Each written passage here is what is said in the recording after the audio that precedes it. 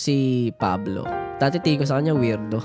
Pero nung mas nakilala ko siya, as in, sobrang genius nito. Talagang meron din siyang vision when it comes to things na gusto niya at ginagawa niya. Talagang nakuha niya lahat yung respect na pwede naming ibigay.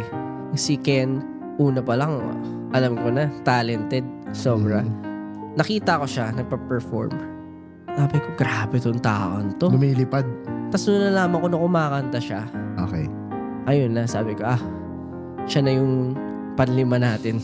Tapos ngayon, hindi naman talaga kami binigo. As in, kita mo naman, iba rin ang mind ni Ken. Siguro minsan, hirap lang siya. Kasi introvert siya eh. Hirap siya minsan makipaghalubilo, ganon.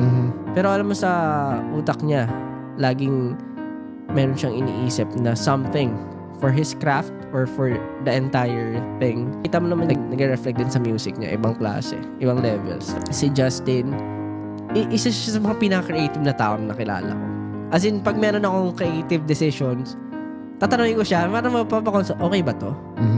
Tapos meron siyang input na minsan may mas maganda. Alam mo yun? Saka, wala akong masabi. So, ugali ni Justin. Talaga namang mabait.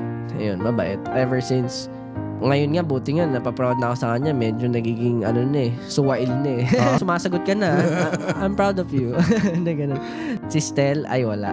Pag si Stel talaga, ever since na in-idol ko siya. Oo. Hanggang ngayon, idol ko pa rin yun.